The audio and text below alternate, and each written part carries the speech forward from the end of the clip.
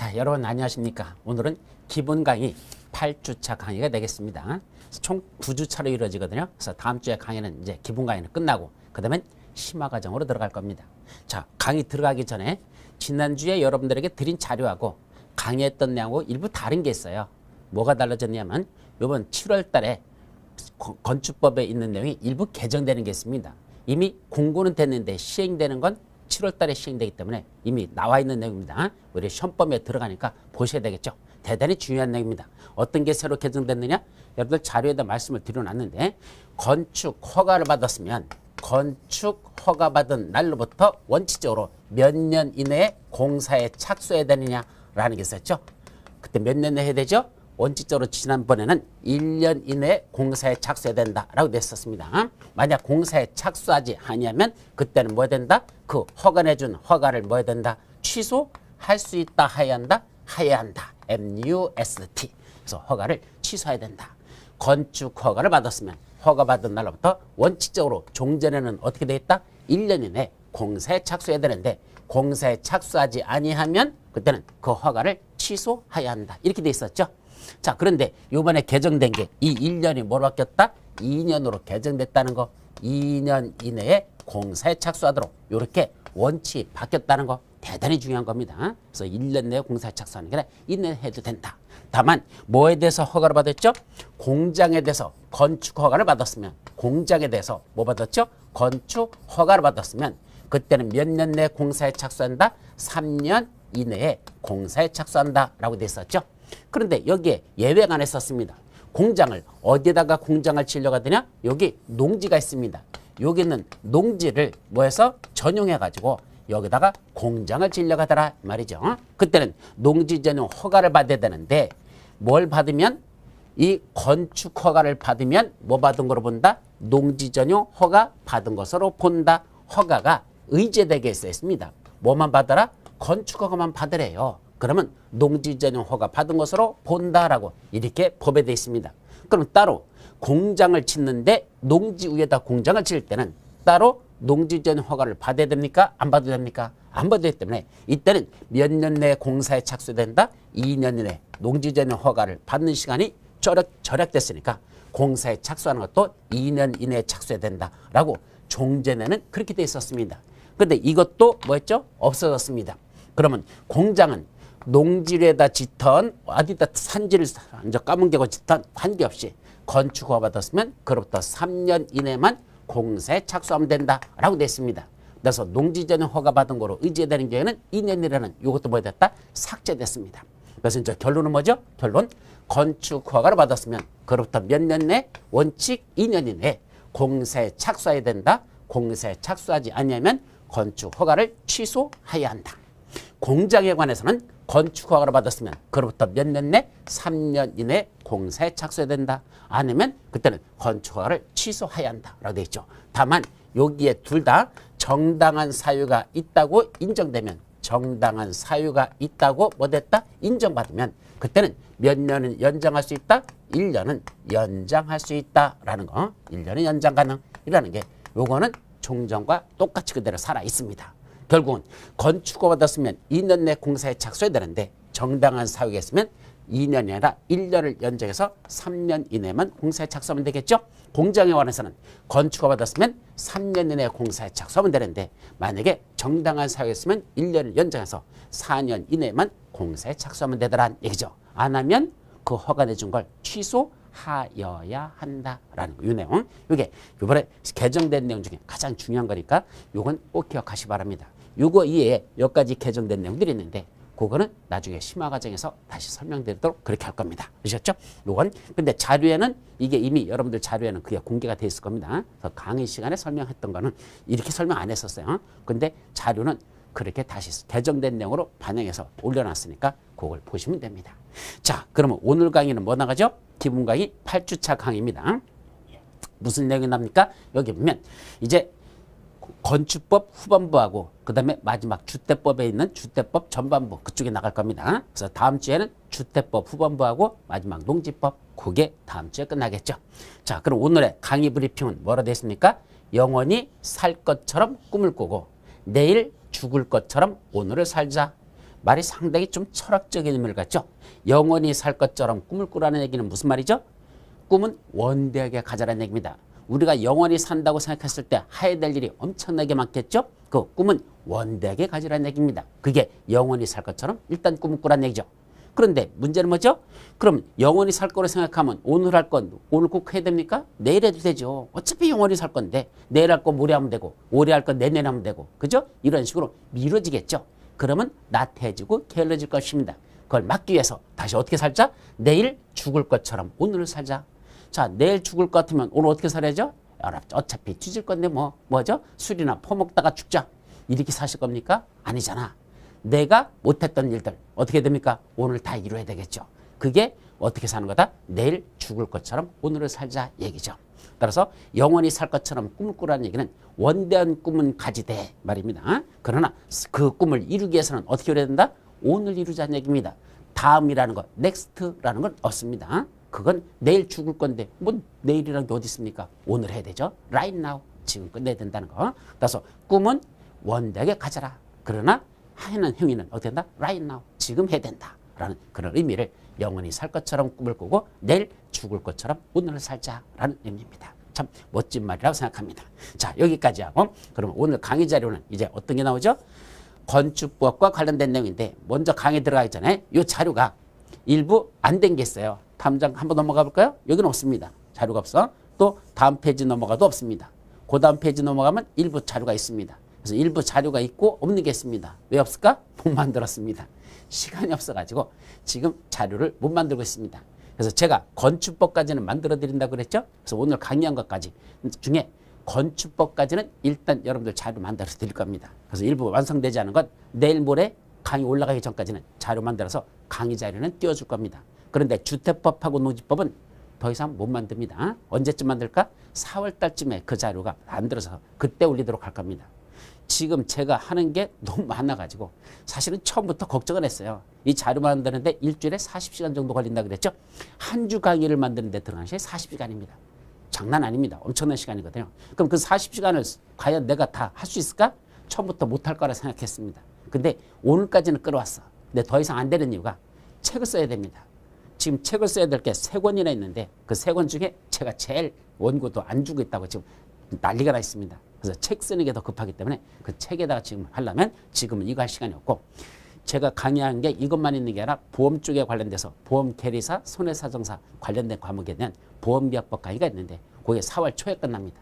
그럼 그때 4월 초에 끝나면 그 시간만큼 일주일에 6시간이라는 시간이 남아요. 그 남는 6시간 그때 다시 이 그림들을 그려가지고 그때 다시 여러분들에게 이 강의를 대체한 강의를 다시 올려드릴 테니까 지금 8주차고 9주차는 임시 강의로서 그냥 올라간다 생각하시고 여러분들이 따라주셨으면 좋겠습니다. 아셨죠? 그래서 꼭 끝까지 다 해주고 싶었는데 지금은 이게 급한 게 아니라 책이 밀려가지고 지금 원고도 지금 독촉받고 지금 한참 혼나다 들어왔습니다. 그래서 원고가 지금 밀려 있으니까 우리 문제집 조만간에 나가야 되거든. 다른 사람들은 문제집 다 썼다는데 저만 저자인 제가 아직 문제집을 다 못 썼습니다. 그래서 문제집 쓰는데 시간이 더 오래 걸리기 때문에 할 수 없이 강의는 요거 자료는 요번 주 요거 건축법까지만 올려드린다. 주택법하고 농지법은 4월 달에 나중에 만들어서 다시 강의 올려드릴 걸 그때 약속드리고 오늘은 일단 현재 있는 것까지만 보도록 합니다.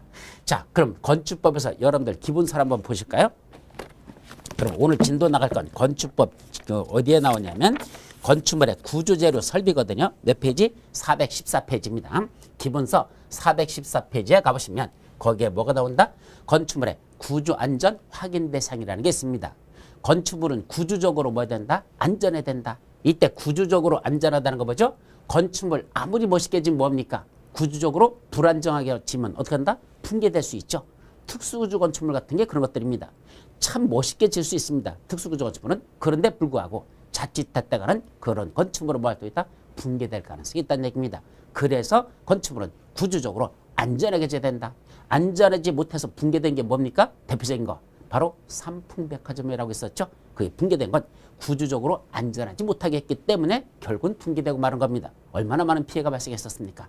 따라서 그런 건축물 지어서는 아니 된다는 얘기입니다. 그러면 그런 건축물을 함부로 짓지 못하도록 뭐하자? 구조안전을 확인해야 된다는 얘기입니다. 이때 구조안전을 확인한다는 건 무슨 말이 되냐?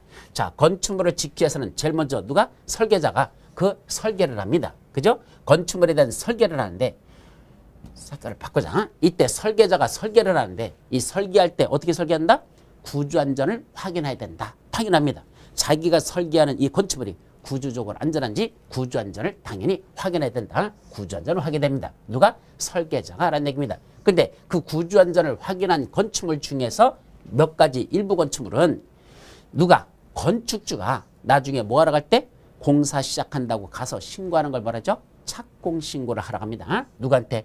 건축 허가권자한테 나 지금부터 공사 시작해요 라고 착공신고를 건축주가 하러 가야 되는데 그때 누굴 찾아간다? 설계자를 찾아가서 이 건축물 구조적으로 안전하다는 거 확인된 서류가 있을 거 아닙니까? 그게 구조안전 확인 서류죠. 이 서류를 설계자로부터 받아가지고 뭐 할 때? 착공신고하러 갈 때 허가권자에게 건축주가 제출해야 되는 그런 건축물들이 있더라. 따라서 여기 있는 8가지 건축물은 무슨 건축물이다?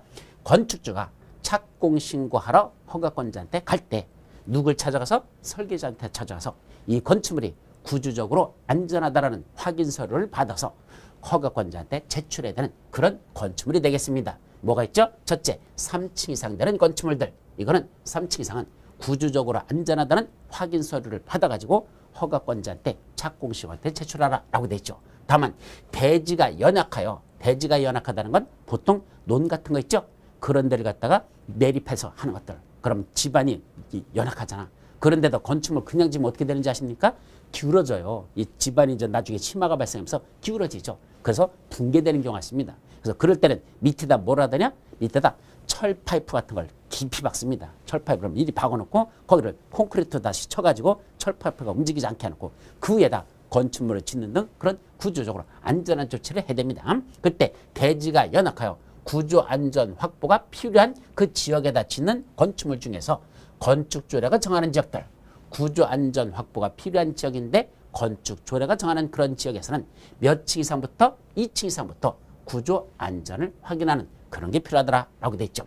근데 이 3층이 몇 층으로 개정된다고 했더냐? 이게 2층으로 개정될 것 같은데 아직 개정되지 않았습니다. 아직까지는 그냥 3층으로 됐으니까 일단 3층으로 기억을 해두자. 근데 2층으로 바뀔 가능성이 대단히 높아집니다. 근데 아직은 3층으로 기억해 두시고 나중에 개정되면 말씀드리겠습니다. 두 번째는 연면적이 500제곱미터 이상 되는 건축물들. 연면적이 500 이상 되는 것 중에서 뭐는 빼고 창고라든지 축사라든지 작물재배사라든지 표준 설계도서에서 건축하는 건축물은 그건 연면적이 500제곱미터 이상이라 하더라도 구조안전 확인 서류를 제출할 필요가 없습니다. 왜 그럴까? 자, 연면적이 500 이상 된다는 건 건축물의 규모가 크다는 얘기입니다. 구조적으로 안전한지 확인 서류를 착공신고할 때 제출하랍니다. 그런데 창고는 뭘 보관하는 거죠? 사람을 보관하는 게 아닙니다. 창고는 물품을 보관하는 거죠. 따라서 설령 구조적으로 안전하지 않다더라도 붕괴되더라도 물품이 부서지는 거지 사람이 깔려 두지는 거 아니거든요. 그러니까 창고는 그런 연면적이 500제곱미터 이상 되더라도 구조안전 확인 서류를 제출할 필요가 없습니다. 축사, 돼지 새끼는 소 새끼는 뒤져도 괜찮다. 사람 새끼만 안 뒤지면 된다. 이 뜻입니다. 축사 같은 건 괜찮대. 작물재배사가 뭐는 거죠? 버섯 같은 걸 재배하는 것들, 콩나물 같은 걸 재배하는 것, 이런 걸 작물재배사라고 하는데 그런 것들도 사람과 직접 관련이 없으니까 그런 건 구조안전 확인 서류 제출하지 않아도 됩니다. 또 뭐도 있다? 표준설계도서에 따른 건축물. 표준설계도서가 뭐라고 했죠? 건축물을 짓는데 이런 샘플 모델, 가장 기본적인 모델로 이런 형태로 지면 이미 안전성과 경제성이 입증된 건축물. 이게 표준 설계도서에서 짓는 겁니다. 건축물을 짓을 때 여러 실험을 해봤더니 이렇게 짓는 게 가장 안전하고 경제적이다라는 게 입증된 건축물을 말합니다. 모험을 하는 게 아니라 이렇게 짓는 게 가장 안전하다는 얘기입니다. 따라서 이미 안전이 확인된 게 바로 표준 설계도서에서 짓는 건축물들이죠. 그런 건 따로 구조안전 확인할 필요가 있다 없다? 아니 된다. 서류 제출하지 않아도 됩니다. 높이가 얼마 되는 것부터 13m 이상 되는 것부터 이거는 구조안전 확인 서류 제출해야 됩니다. 처마 높이는 9m입니다. 건축물의 전체 높이는 13m이고 처마 높이까지는 9m라는 뭐 이상 될 때부터 구조안전 확인 서류 제출한다는 걸 조심하시기 바랍니다. 자, 기둥과 기둥 사이가 몇 미터? 10m 이상이라는 걸 조심합니다. 우리 특수구조 건축물은 기둥과 기둥 사이가 몇 미터였었죠? 20m 이상이었었잖아. 근데 이건 20m가 아니라 10m 이상만 돼도 구조안전이 필요한 건축물이더라라는 걸 조심하시기 바랍니다. 지진구역 안에 있는 건축물들 또는 국가적 문화유산으로서 연면적 500제, 5,000제곱미터 이상 되는 박물관이나 기념 같은 그런 건축물들 또는 특수구조 건축물 중에서 세 가지가 있었죠. 그중에 1번하고 3번만 해당을 했죠. 그럼 2번이 빠졌네. 2번이 뭐 있었죠? 바로 기둥과 기둥 사이가 20m 이상으로 돼 있던 거. 그거는 빼랍니다. 그러면 기둥과 기둥 사이가 20m가 아니라 아까 몇 미터를 했으니까 10m 이상부터는 구조안전 확인서를 제출하라 그랬으니까 20m 아니라 기둥과 기둥 사이는 10m 이상부터 구조안전 확인서를 제출하고 그 밖에 나머지 특수구조 건축물들 있죠. 그것도 구조안전 확인서를 제출할 것. 그래서 어떻게 온다? 현재까지는 3층 연오 높 13 처구 기기 10 지국특 이렇게 해오십시오. 어떻게 온다? 3층 연오 높 13 처구 기기 10 지국특. 다시 한번 3층 연오 높 13 처구 기기 10 지국특 이렇게 오십니다. 3층 이상 되는 거 연면적이 500 이상 연5 3층 연면적 500 이상 연5 높이 13m 높 13 처막 높이 9m 처구 기둥과 기둥 사이 10m 기기 10 지진구역 국가적 문화유산 특수구조건축물 지국특. 다시 한번 3층 연5 높 13 처구 기기 10 지국특. 이런 식으로 이걸 암기를 해두시는 것. 이건 구조안전 확인 서류를 착공신고할 때 허가권자한테 제출해야 되는 그런 건축물들. 자, 두 번째는 설계자가 뭐 할 때 설계 도면을 그릴 때 구조안전을 확인하기 위해서 뭐 필요하다? 건축구조기술사의 협력을 받아서 설계되는 게 있습니다. 설계자 지 멋대로 설계하지 말라는 얘기입니다. 누구의 협력을 받아야 된다? 건축구조기술사라는 건축물 구조와 관련된 전문가의 도움을 받아서 설계를 해야 되지 함부로 설계하지 말랍니다. 그런 건축물이 몇 가지 있다? 5가지. 첫째, 6층 이상 되는 건축물도. 옛날에는 16층이었거든요. 그걸 6층으로 다 확대시켰어요. 그래서 6층 이상 되면 그건 건축구조 기술사의 협력을 받아서 건축사가 설계되지 건축사 멋대로 설계해서는 아니 된다 이 말이죠. 특수구조 건축물들, 다중이용 건축물들 배우셨죠? 준다중이용 건축물은 전번에 강의 안 했었어요. 다중이용 건축물 말고 불특정 다수인이 사용하는 건축물 중에 바닥면적이 합계가 1000제곱미터 이상 되는 몇 가지 건축물들이 쭉 있습니다. 그런 건 준다중이용 건축물이라고 했는데 그런 것들도 구조안전을 확인할 때 건축구조사의 협력을 받아야 됩니다. 또 지진구역 안에 있는 건축물들 이렇게 5가지죠. 그래서 이것도 어떻게 온다? 6층짜리 특수구조로 된 다중이용, 준다중이용 건축물에 뭐가 발생했다? 지진이 발생했다. 이렇게 문장으로 외웁니다. 6층짜리 특수구조로 된 다중이용 또는 준다중이용 건축물에 뭐가 발생했다? 지진이 발생했다. 그런 식으로 문장으로 외우는 거 그것이 하나의 방법이라는 거 거기까지만 여러분들이 기억하도록 합니다. 자, 그 다음에 뭐가 나오죠? 다음 페이지로 넘어가 봅니다. 이거는 지우고 화면을 조금 확대시켰기 때문에 이제 손으로 하나씩 이렇게 해서 올려서 합니다. 자, 여기는 뭐가 나오죠? 고층 건축물의 피난 및 안전관리와 관련된 겁니다. 이게 뭐에 관한 거냐? 자, 이제 이런 건 요 그림을 한번 보도록 합니다. 어떤 건축물이 있단다? 고층 건축물이 있답니다. 그럼 우리가 고층 건축물이라는 개념은 어떤 걸 고층이라고 했었죠? 30층 이상 되는 건축물. 이걸 뭐란다? 고층 건축물이라고 그랬습니다. 층수가 30층 이상 되는 거 또는 높이가 몇 미터 되는 거? 120m 이상 되면 이걸 무슨 건축물이란다? 그걸 고층 건축물이라 그랬었죠. 만약에 층수가 더 올라가서 50층 이상 되거나 또는 높이가 200m 이상 되면 그때부터는 뭐라 부른다? 초고층 건축물이라 부르죠. 그 다음에 고층 건축물 중에서 초고층 건축물이 아닌 것 이걸 뭐라 부른다?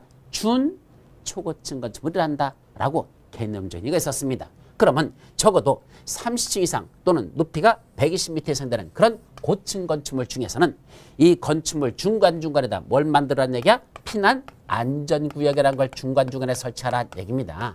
이런 데다 뭘 만든다? 피난 안전구역이라는 걸 만들어라는 얘기입니다. 그럼 피난 안전구역이라는 건 이건 무슨 내용이냐?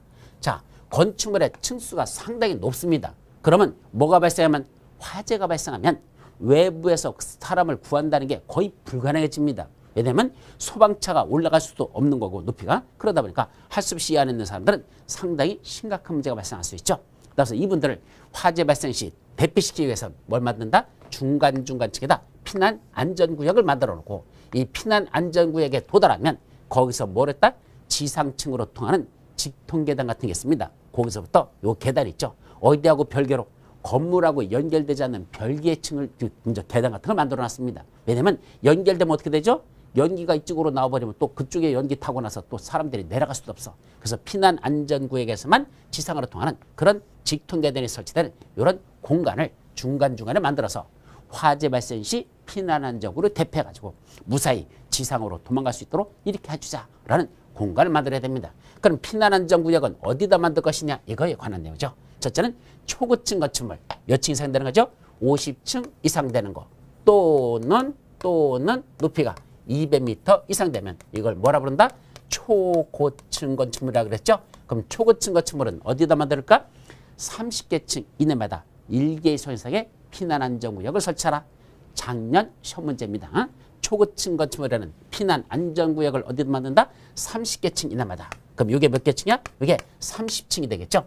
그럼 30층이 되면 그 이내마다 하나씩 만들으래요. 한 개 이상을 만들으라고 그랬습니다. 근데 한 개 이상 만들어서 2개 만들까? 그럴 리는 별로 없을 겁니다. 괜히 지들 쓸 수 있는 공간을 더 많이 확보하려고 하지 피난 안전구 같은 걸 건축주가 짓는 입장에서는 많이 확보하려고 안 하겠죠. 결국 30층 이내마다 30개 층 이내마다 1개소 이상 피난 안전구를 설치하래. 그러면 어떻게 만들어야 되냐? 30층에 하나 만들고 그 다음에 60층에 하나 만들고 그 다음에 90층에 만들고 120층에 만들고 이런 식으로 30개 층 이내마다 1개소 이상의 피난 안전구역을 만들어라. 그렇게 실제로 되어 있습니다. 1개소 이상을 설치할 것 하고 됐죠. 이게 초고층 건축물입니다. 그럼 준초고층 건축물 요 사이 30층 이상 50층 미만 120m 이상 200m 미만 그 사이를 요 중간을 뭐라 본다? 이걸 준초고층 건축물이라 이랬었죠. 여기는 어떻게 만들까? 자, 준초고층의 대표적인 게 몇 층일까? 30층 이상 50층 미만이니까 그 중간이면 대략 몇 층? 40층짜리라고 한번 가정해보자. 그럼 40층짜리는 어디다가 만들까? 이 건축물의 전체 층수가 몇 층이란다? 우리 40층이라고 한번 가정해봐. 이게 40층이랍니다. 그럼 이건 어디다 만들까? 30개 층에다 만들까? 그게 아니고 전체 층수의 2분의 1 되는 층. 준초고층 건축물에 관한 문제. 이때는 피난 안전구역을 여기에 어디다 설치하냐? 전체 층수의 2분의 1이 되는 층 하면 그 2분의 1이 되는 층이 몇 층이죠? 바로 여기서는 20층이 되겠죠. 40층의 2분의 1이니까 20층이 되죠. 요 20층을 중심으로 해서 상하 몇 개 층? 5개 층 이내에다 설치하라 그랬습니다. 그럼 상하니까 위로다 5개 층, 밑으로다 5개 층, 상하 요게 상하 5개 층 이내에다가 뭘 설치한다? 1개소 이상의 피난 안전구역을 설치하라고 됐습니다. 그럼 결국 몇 층부터 몇 층이야? 20층에서부터 상이면 25층, 하면은 15층이 되죠. 결국 15층부터 25층 사이에서 요 공간에다가 요 안에 있죠? 요 공간 어디에다가 여기다 뭘 설치한다? 피난 안전구역이라는 걸 요 사이 어디에다가 1개소 이상을 설치할 것. 그렇게 되는 게 바로 여기 나와 있는 이 설명입니다. 한번 다시 와볼까요? 자, 초층 건축물은 피난 안전구역을 어디서 설치한다? 지상층으로부터 최대 30개 층마다 뭘 만드는다? 1개소 이상의 피난 안전구역을 설치할 것 하고 됐죠. 그래서 30개 층 이내마다 만들어야 돼. 반면에 준초고층 건축물은 피난 안전구역을 건축물 전체 층수에 아까 40층짜리라면 40층 층수에 2분의 1 대에 해당하는 층 그게 20층이죠. 20층으로부터 상하 5개 층 이내에 그럼 위로다 5개 층 밑으로 5개 층 20층부터 25층 밑으로 15층 그 이내에다 1개소 이상의 피난 안전구역을 설치하라 라는 뜻입니다. 자, 이제 핵심정리 27번에 옥상광장이라는 게 있죠. 우리 옥상광장이라는 건 맨 꼭대기 층에 옥상이 있는 그 바닥을 옥상광장이라 합니다. 이거와 관련된 거죠. 첫째, 옥상광장 또는 2층 이상의 층에 있는 노대에는 뭘 만들어라? 높이 1.2m에서 나는 난간을 설치하랍니다. 그럼 옥상광장 그랬으니까 여기로 본다면 어떤 게 건축물의 옥상이죠? 그림으로 그려볼까요? 자, 어떤 건축물에 이렇게 돼 있다고 가정하자. 그러면 이렇게 그리죠. 그럼 어디가 옥상이죠? 여기 옥상이잖아. 그럼 사람들이 이 건축에 이렇게 있다고 치자. 그때 이 옥상에 올라가 보면 옥상에 그냥 아무것도 난간이 없다면 사람 어떻게 되죠? 올라서서 난간이 없는데 한번 올라섰다고 생각해보면 여기 사람이 여기 서 있다고 한번 가정해 보십시오. 이거 아마 현기증 날 겁니다. 오줌 쌀 겁니다. 그죠? 따라서 이 사람 떨어지지 말라고 여기다 뭐 설치한다? 난간이라는 걸 여기다 설치할 것. 여기다 난간을 이렇게 설치하는 거. 요걸 하라는 얘기입니다. 그때 난간 높이는 얼마일까? 1.2m 이상입니다. 1.2m면 어느 정도 될까? 우리 가슴 높이 정도까지를 약 1.2m로 봅니다. 배꼽까지가 아닙니다. 배꼽은 1m로 보시면 되고 가슴 높이가 1.2m입니다. 왜냐하면 사람이 가다가 탁 부딪혀도 가슴에 부딪히면 떨어지지 않습니다. 근데 종아리 쪽에 걸려 있으면 어떻게 하죠? 가다가 종아리 딱 걸리면 훌러덩 넘어가겠죠. 그러니까 사람 떨어지지 말라고 높이는 얼마? 1.2m 이상 되는 난간의 높이는 1.2m입니다. 옛날에는 1.1m 했었어요. 몇 년 전까지는 1.1m 했다가 사람들의 키가 자꾸 커지겠죠? 평균 키가 커지면서 이제는 1.2m 이상 되도록 이렇게 상향 조정했다는 거, 그런 난간을 설치하죠. 근데 옥상 광장만 설치하느냐? 아닙니다. 2층 이상 되는 노대도 설치하려 됐습니다. 그럼 2층 이상이라는 게 뭐죠? 여기 1층, 2층, 이게 2층이네. 그럼 2층에 보면 여기에 뭐가 있다냐? 툭 삐져나온 것들이 일부 있어요. 이렇게 툭 튀어나온 것들. 우리 흔히 베란다 또는 테라스 또는 노대 같은 말로 보시면 됩니다. 노대라는 건 이슬로 짜거든요. 이슬이 쌓이는 건축물 부분을 말합니다. 이슬이 쌓인다는 건 뭐죠? 밖으로 노출돼 있으니까 이슬이 쌓이죠. 집안에 이슬이 쌓인다? 그건 심각한 문제가 있는 집안이죠. 이슬은 어디에 쌓인다? 우리 베란다 바깥쪽에 노출된 부분. 그게 바로 노대라고 부릅니다. 근데 노대는 다른 말로 뭐라 부른다? 그냥 베란다, 발코니, 노대 같은 말로 보시면 됩니다. 그럼 2층 이상 되는 노대도 사람이 여기 밖으로 나왔어. 테라스에 나왔어. 근데 뭐가 없어? 난간이 없대. 그럼 떨어지라고? 그러니까 떨어지지 말고 거기도 난간을 설치합니다. 다만 이건 사람의 출입이 금지된 노대는 사람 없어요. 거긴 창 같은 게 문이 없어요. 그 사람이 그 밖으로 나갈 일이 없어. 그때는 굳이 노대를 설치할 필요는, 그때는 난간을 설치할 필요는 없고 사람이 출입하는 노대만 그때는 1.2m에서 나는 난간을 설치해야 된다라는 게 첫 번째입니다. 자, 두 번째는 피난광장도 옥상에다 설치하랍니다. 피난광장은 무슨 층에다?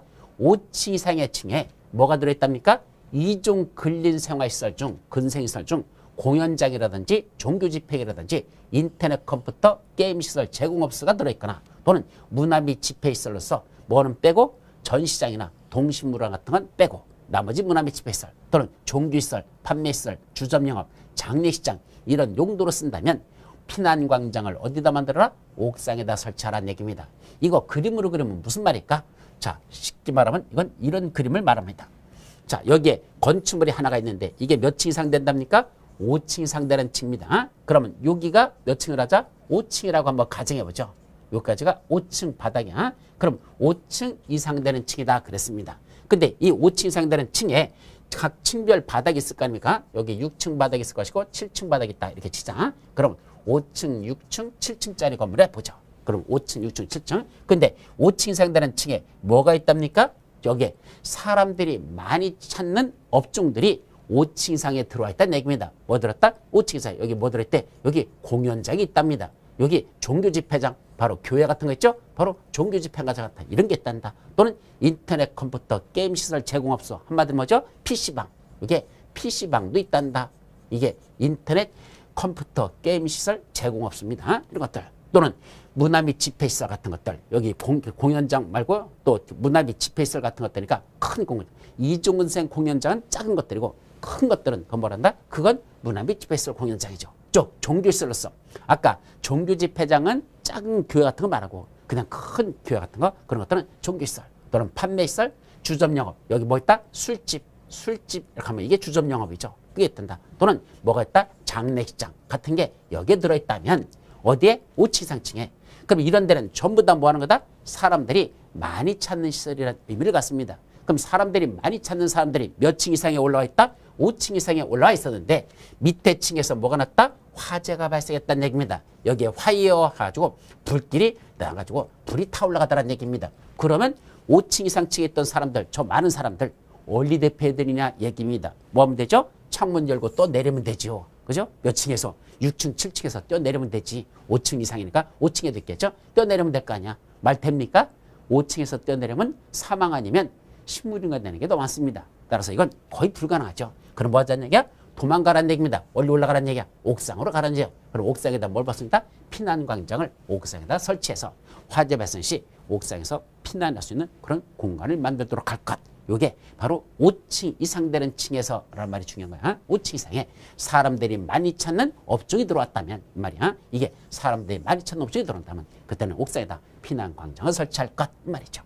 자, 헬리포터라는 등을 설치하는 게 나오죠. 이 헬리포터라는 건 또 무슨 말일까? 또 여기다 지적 그림을 그려보자. 자, 이제 뭘 그리죠? 어떤 건축물을 그리는데 상당히 큰 뭐냐? 몇 층 이상 된답니까? 11층 이상 되는 건축물이래. 그럼 어디가 11층이야? 여기가 11층이라고 가정해보자. 11층 이상 되는 건축물로서 11층 이상 되는 바닥 면적의 합계가 그랬습니다. 자, 그러면 11층, 12층, 13층, 14층. 이거 14층짜리라고 한번 가정해보죠. 그럼 11층, 11, 12, 13, 14. 4개 층, 이겠죠. 요 11층 이상 되는 바닥 면적의 합계가 이게 얼마가 된단다? 1만 제곱미터 이상 되더라. 라는 게 중요한 겁니다. 자, 층수는 몇 층 이상 되고 11층 이상 되는데 11층 이상 되는 바닥 면적의 합계가 바닥 면적의 합계가 이게 1만 제곱미터 이상 되더라. 어디까지만 더한 게 11, 12, 13, 14층 요 4개 층만 더한 요 4개 층의 요 바닥을 더한 게 그게 1만 제곱미터 이상 되더라. 밑에 층의 바닥 면적은 중요하지 않습니다. 11층부터 위에 층에는 바닥 면적이 1만 이상 된다. 이 얘기는 무슨 말과 같죠? 여기 11층이라는 건 어떤 의미를 가질까요? 우리가 층수를 계산할 때 11층이라는 건 어떤 건축물에 11층까지는 11층 밑에까지는 뭐 할 수 있다? 우리 소방차가 이렇게 사람을 구조하러 왔을 때 소방차가 오잖아요. 그래서 이거 고가사다리가 있죠? 그럼 여기 저 소방차가 이렇게 있고 여기 아저씨들이 이걸 이제 사람을 구조하러 올라갑니다. 그죠? 조정해서. 그때 최대 올라갈 수 있는 걸 몇 층으로 봤더냐? 10층까지로 봤던 겁니다. 어느 시절에? 이 법을 만들던 시절에. 이 법을 만들 때는 사람이 고가사다리차가 와가지고 사람을 구조할 수 있는 건 10층까지는 구조할 수 있다고 본 겁니다. 그런데 11층 이상부터는 고가사다리가 더 이상 올라갈 수 없다고 본 거죠. 근데 요새는 더 올라가요. 자꾸 기술이 발달하니까. 그래서 이삿짐 센터 같은 거 있죠? 거기서도 이 물건 오르내리게 하는 거 몇 층까지 올라갑니까? 25층까지도 요새는 올라가거든요. 근데 25층까지는 좀 그렇다 치더라도 어쨌든 지금은 10층은 넘습니다. 근데 이거 법을 만들 당시는 최대 소방차가 최대 올라갈 수 있는 고가사다리를 10층으로 본 겁니다. 따라서 10층이 넘는 11층 이상부터는 외부에서 구조한다는 게 쉽다 어렵다? 어려진다는 얘기입니다. 더 이상 고가사다리가 닿지도 않는 공간, 여기 화재 나면 사람들을 밖으로 대피시킨다는 게 상당히 어렵죠. 그러면 이 사람들 화재가 나서 또 밑에 불이 타가지고 마구 불길이 번지고 있으면 여기 불길이 이제 이렇게 해서 막 이제 불길이 올라가고 있으면 그때는 여기 있는 사람들은 어떻게 할 것이냐? 11층 이상 되는 새 바닥 면적의 합계가 1만이라고 하는 건 많은 사람들이 현재 이 안에 있을 것이다. 이게 의미야. 11층 이상 된다는 얘기는 고가사다리차가 닿지 않는다는 얘기고 그때 바닥 면적의 1만이라고 하는 건 많은 사람들이 처수겠다는 얘기입니다. 그럼 이분들 다 불에 타 죽어야 되느냐? 이 얘기입니다. 심각하죠? 그때는 뭘 할까? 헬리포트 등을 설치하라는 얘기입니다. 첫 번째, 옥상에 있는 옥상 이 구조가 뭐로 돼 있다? 평지붕으로 돼 있다. 옥상이 평지붕이라는 건 평탄한 바닥으로 돼 있다면 이거죠? 보통 슬라브 지붕의 형태죠. 이렇게 돼 있다면 이때는 뭐 설치할까? 옥상에다 헬리포트를 설치하라는 얘기입니다. 헬리포트가 뭐죠? H자 쓰고선 동그라미 이렇게 쳐 있는 거. 우리 건축물 저 하늘에서 찍는 사진 보면 건물마다 H 해놓고 동그라미 쳐는 게 있어요. 이걸 뭐죠? 헬리콥터 착륙장. 이걸 여기다가 설치하라는 얘기입니다. 헬리콥터 착륙장 표시를 그 옥상 바닥에다 평지붕 바닥 위에다가 설치하라는 얘기죠. 하거나 했습니다. 따라서 반드시 헬리포트를 설치해야 하는 건 아닙니다. 안 해도 된다라는 게 중요하죠. 그럼 대신 헬리포트 대신에 뭘 설치하면 될까? 헬리콥터 착륙장이 아닌 뭐른다? 헬리콥터를 통하여 인명을 구조할 수 있는 공간만 만들어보면 된대. 그럼 무슨 의미를 가질까? 헬리콥터가 착륙할 수 있는 공간을 만들거나 그게 헬리포터죠. 아니면 그거 아니면 그냥 헬리콥터를 통하여 인명을 구조할 수 있는 공간을 만들어라 라는 얘기는 헬리콥터는 어디에 떠 있고 여기에 헬리콥터는 떠가지고 하늘에서 이제 있고 여기서 뭐죠? 줄을 내려줘서 거기다 이런 구조할 수 있는 바구니를 내려주면 그 바구니에 타고 헬리콥터가 출발할 수 있도록 이런 공간만 설치해도 된다는 얘기입니다. 그럼 바로 착륙할 수 있는 헬리포터를 안 만들어도 되는 이유는 뭐죠? 여기 화재가 발생했을 때 이 불길들이 이렇게 올라오잖아요. 그럼 여기서 뭐가죠? 엄청난 상승주류가 생깁니다. 뜨거운 공기는 바닥으로 내려갑니까? 위로 올라갑니까? 올라가잖아. 근데 이게 몇백도 되는 또는 1000도도 넘는 그런 온도 때문에 뜨거운 연기가 우리다 솟구치고 있죠. 그럼 헬리콥터는 바람에 의해서 착륙하는 건데 회오리 바람이 일어나요. 그래서 그럼 헬리콥터가 뭐 하더냐? 예, 그 회오리 바람에 휩쓸려 가지고 옆에 있는 건물에 날개가 부딪혀 가지고 헬리콥터가 추락하는 건이 미국에서 여러 건 있었습니다. 그 미국에는 고층 빌딩들이 많잖아요. 근데 거기 화재가 나서 구조하려고 헬리콥터 착륙장인 헬리포트에 헬리콥터 착륙하러 내려가다가 옆에 있는 건물에 부딪혀 가지고 그 비행기가 추락해서 오히려 그 구하러 가셨던 분들이 돌아가시는 이런 건이 몇 건 있었습니다. 야, 헬리포트라는 게 그렇게 이건 뭐 유용한 건 아니구나 라는 거죠. 따라서 바로 착륙하는 게 아니라 헬리콥터는 공중에 떠 있고 줄만 내려가지고 거기다가 바구니 같은 거에 그래서 사람이 그런 게 들어가면 그 다음에 그냥 바로 구조해서 떠날 수 있도록 이런 공간을 만드는 거 그것도 괜찮다는 얘기죠. 그게 바로 뭐 하는 거? 헬리포트를 설치하거나 또는 헬리콥터를 통하여 인명을 구조할 수 있는 공간만 확보하면 되지. 꼭 헬리포터를 의무적으로 설치하는 건 아니더라. 그게 중요한 겁니다. 두 번째, 경사진 지붕이라면 어떻게 될까? 자, 평지붕이 아니라 아까는 평지붕일 때는 그렇게 하라는 얘기고 그럼 경사진 지붕이라는 건 무슨 말이죠? 옥상의 지붕이 저런 식으로 되는 게 아니라 옥상을 다시 그린다면 이제 그림이 이렇게 되겠죠? 자, 이게 옥상이야.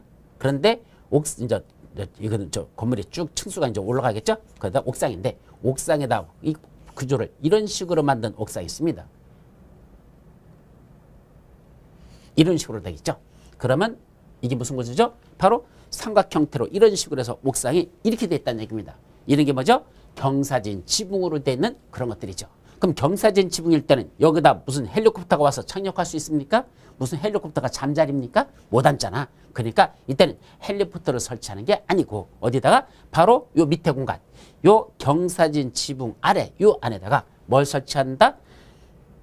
경사진 공간 8에다 대피 공간을 만들어 버립니다. 요 속에다가 여기다가 룸을 만들어라는 얘기입니다. 방을 만드는 겁니다. 요 속에다가 이런 방을 만들어 놓고 사람들이 이제 계단 타고 옥상에 올라왔죠? 그럼 이 속에 들어가서 이 룸 안으로 들어가야 됩니다. 그럼 저 룸은 어떤 구조로 되어 있죠? 방화벽 같은 거로 되어 있고 문에도 불길이 더 이상 들어오지 못하도록 차단하는 방화문 형태로 됐습니다. 그래서 화재 발생 시 이 속에 들어가서 기다리라는 얘기입니다. 그러면 구조대가 와가지고 구해줄 때까지 그 안에 계시라. 그걸 무슨 구조를 한다? 대피 공간이라는 걸 설치한다. 그래서 경사진 지붕은 그때는 이 속에다 경사진 바로 아래 있죠? 그 속에 요 공간이다. 여기다 뭘 설치한다? 대피 공간이라는 걸 설치해주면 된다라는 거. 여기까지만 여러분들이 기억하면 됩니다. 전부 다 화재와 관련된 그런 내용들이 되겠습니다. 그 다음에 뭐도 설치합니까? 승강기라는 것도 설치합니다. 승강기라는 건 어디다 설치할까? 자, 첫째 승강기 설치는요.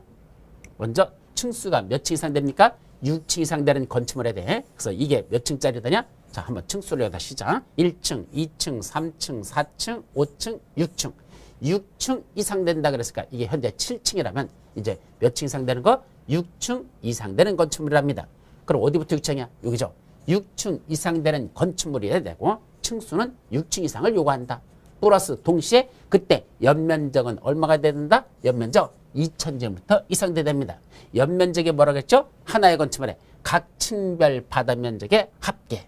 이건 색깔 바꿔서 각 층별 바다 면적이 합계니까 1층 바다 면적, 2층 바다 면적, 3층 바다 면적, 4층 바다 면적, 5층 바다 면적, 6층 바다 면적, 7층 바다 면적. 이게 하나의 건축물에 각 층별 바다 면적이죠. 이걸 다 더한 게 이걸 연면적의 얘라고 하고 이 연면적이 얼마 된다? 그게 2000제곱미터 이상은 돼야 된다 이겁니다. 이 두 가지 조건을 동시에 충족하면 이거는 뭐가 된단다? 이건 이 안에다가 뭐 설치할 거? 승용 승강기를 의무적으로 설치된다 이 말이야. 그래서 층수는 6층 이상 돼야 되고 그때 연면적이 총 합친 게 2000제곱미터 이상 된다면 연면적 2000 된다면 그때는 이 속에다가 뭐 할 거? 승강기 엘리베이터 있죠? 그래서 중간에다 속에다 여기다 엘리베이터를 끌어올릴 수 있는 그런 공간을 만드는 거야. 이건 엘리베이터 끌어올리는 그 구조야. 그래서 이걸 설치할 것 여기다 엘리베이터가 속에 들어갑니다.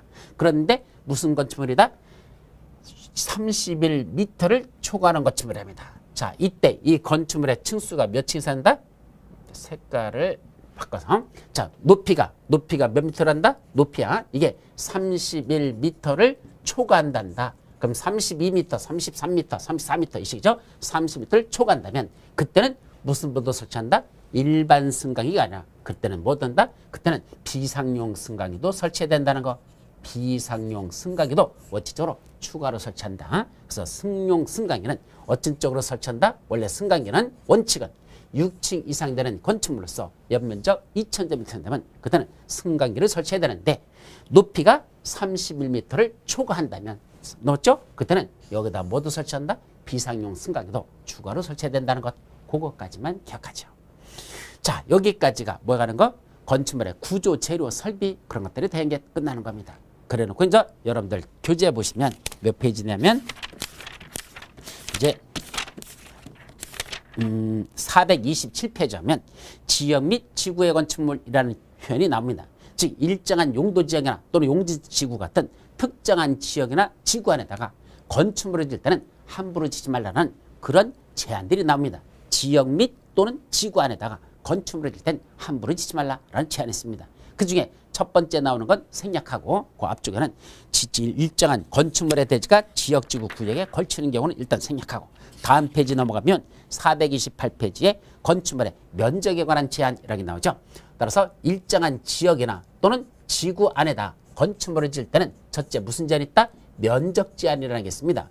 두 번째는 무슨 제한도 있고 높이 제한이라는 게 있습니다. 이 두 가지가 가장 기본적인 제한입니다. 그 중에 첫 번째 면적 제한이라는 건 무슨 말이죠?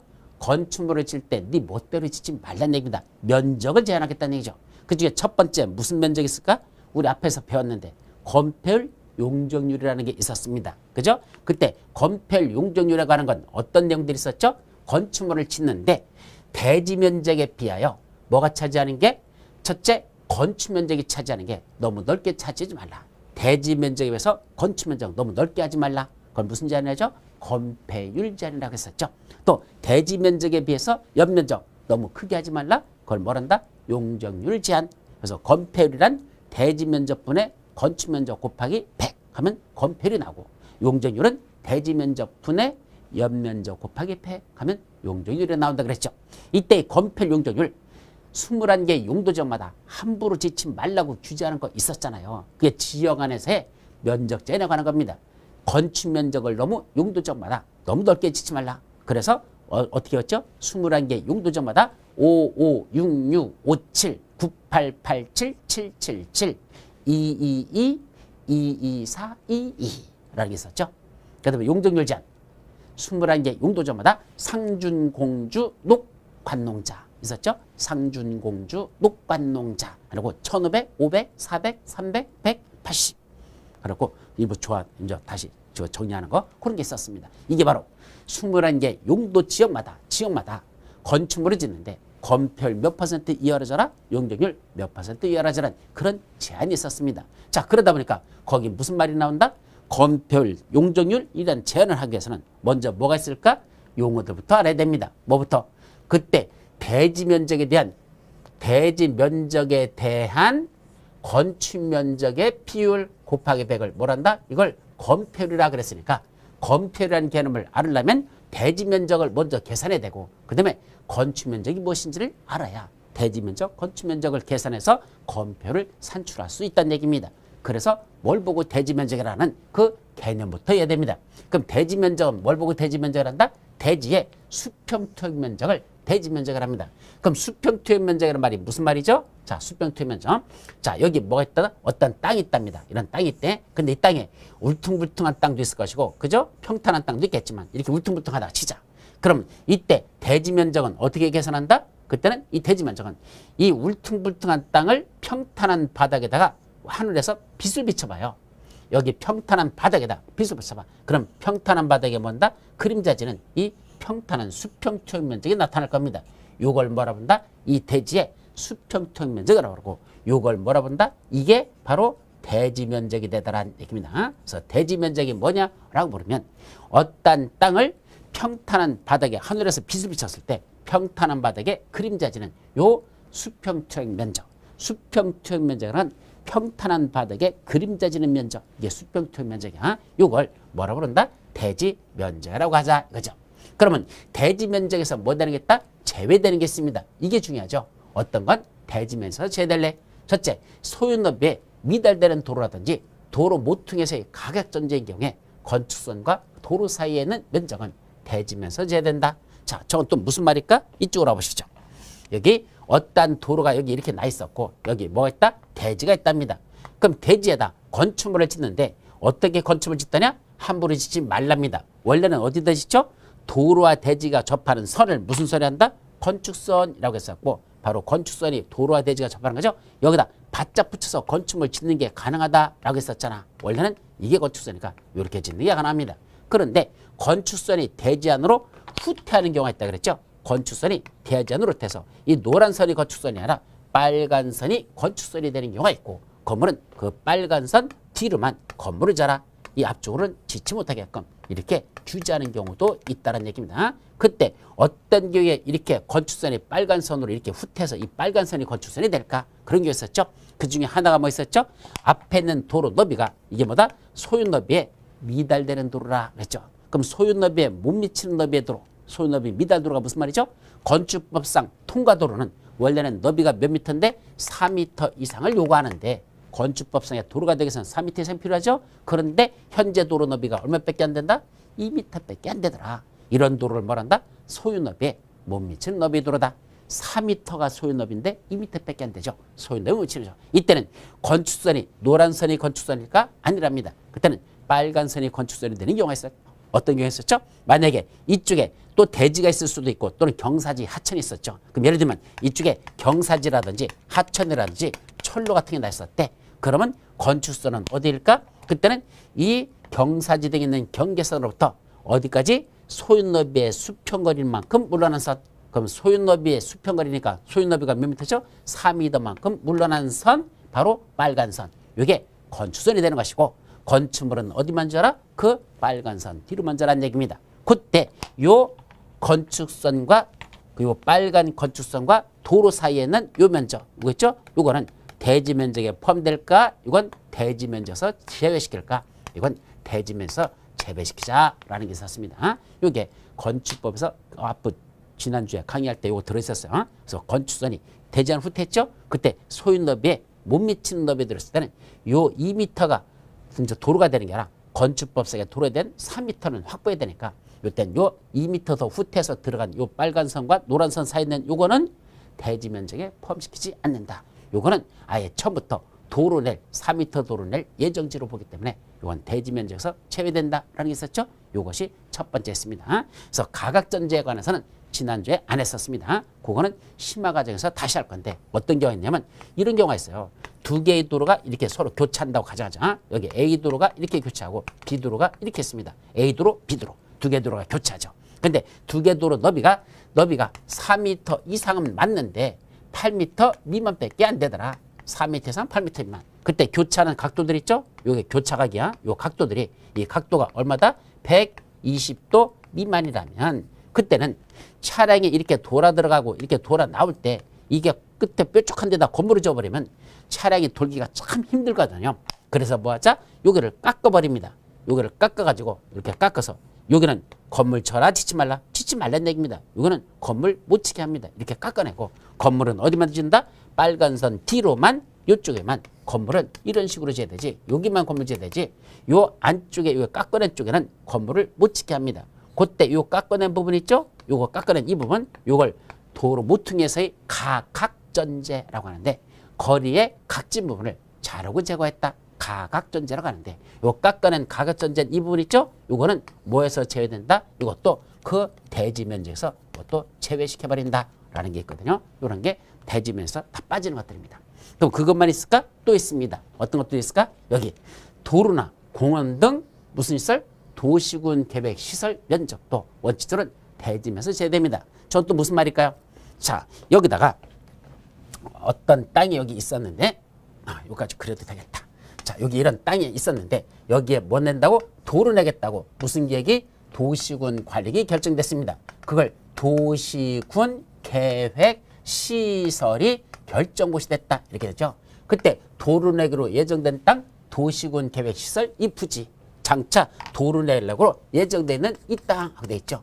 그럼 이거는 아직 도로를 낸 겁니까? 내겠다고 도시군 관리계획만 결정되는 겁니까?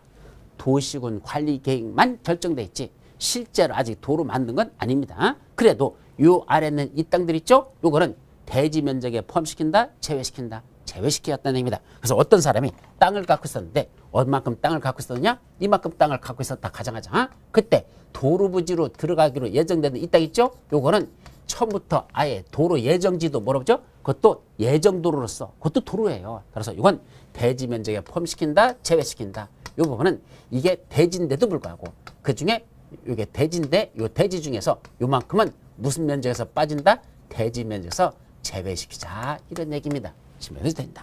다만 다시 대지 면적으로 포함시키는 경우가 있어요. 어떤 경우 포함시키죠?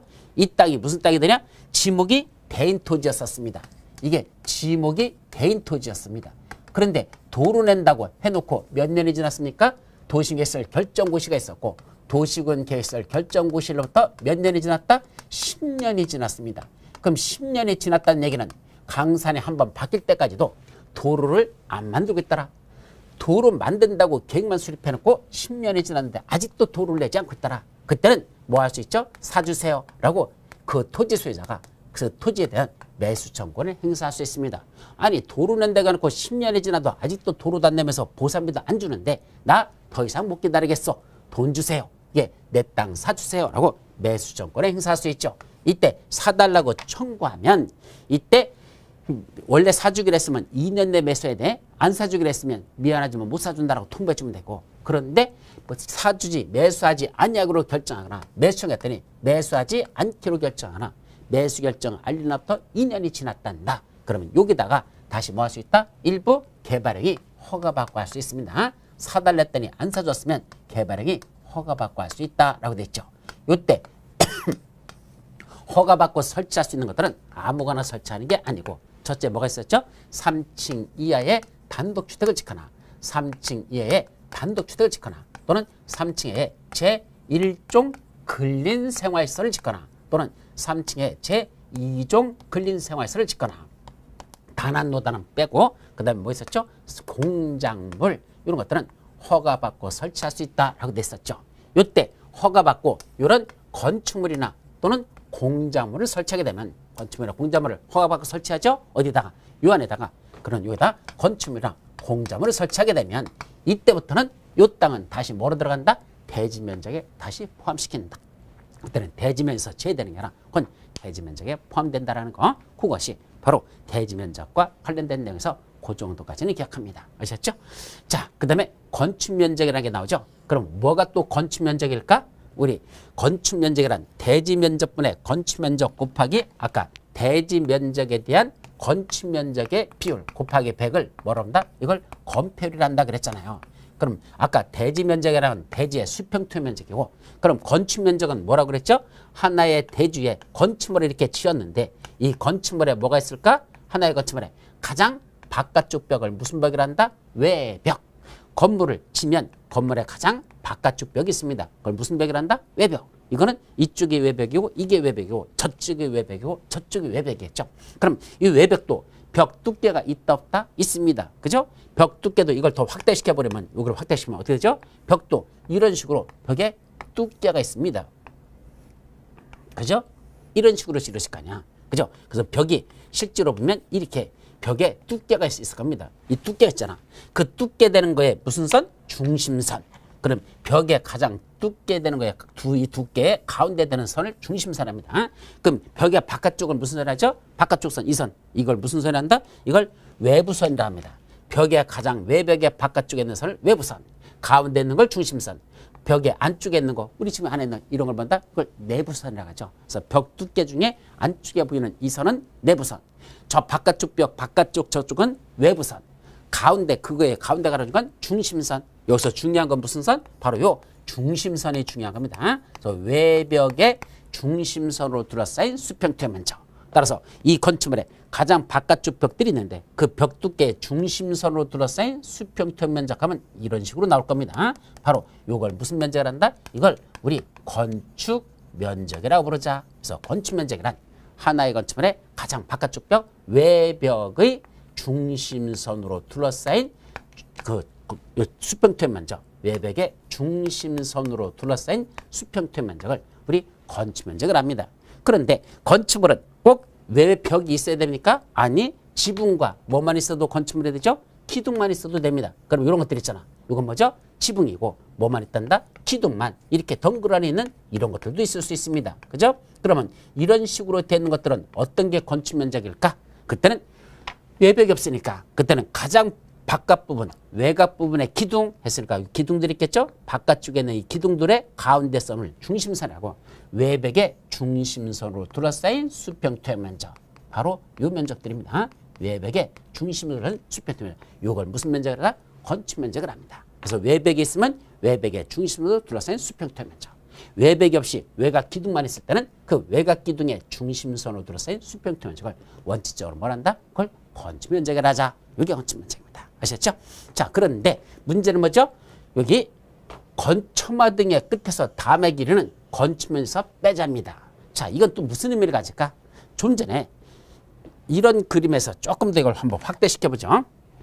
요 그림을 어디다 그릴까? 여기다 그려보죠. 자, 어떻게 했죠? 우리 한옥쪽에도 보면 이런 것들이 있어. 길쭉하게 나간 들 너무 길쭉하게 많이 나간 것 같다. 하여튼 이렇게 그려보자. 그럼 어떤 건축물이 있는데 약간 입체적으로 그려보자. 그래서 이런 건축물이 있다고 가정하죠.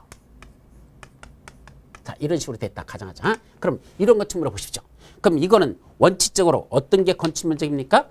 외벽의 중심선으로 둘러싸인 수평투 면적.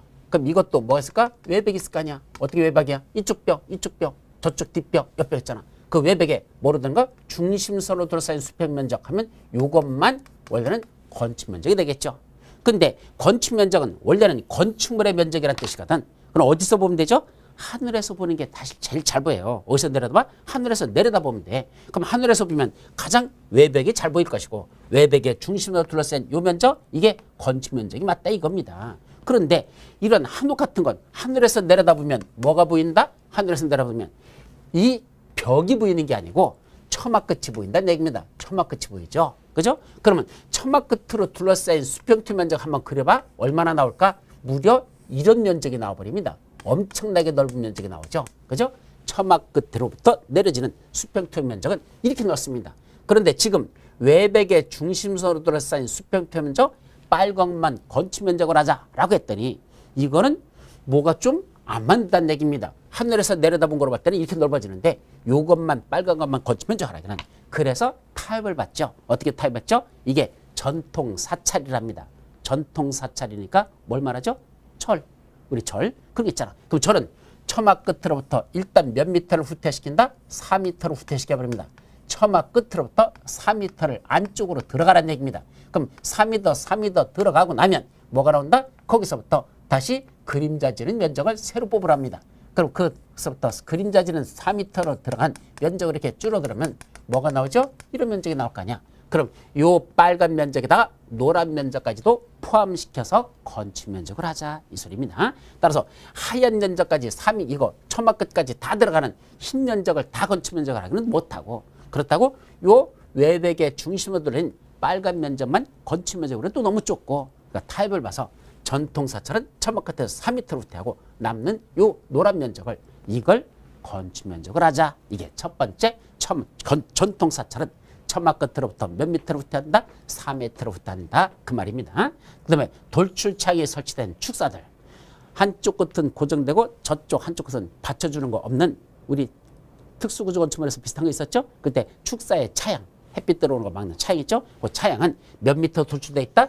3미터 이하로까지는 3미터까지는 그건 빼고 나머지 오버되는 게 있으면 그것만은 하자. 또 한옥 같은 건 처마 끝으로부터 2미터로 후퇴시키고 그런 남는 게 있으면 그건 포함시키자.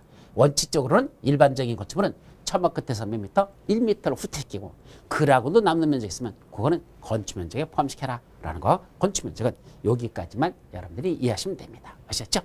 자, 이제 또 무슨 면적? 바닥 면적 등과 관련된 용어들이 나오는데 이거는 잠시 쉬었다가 들어가도록 합니다.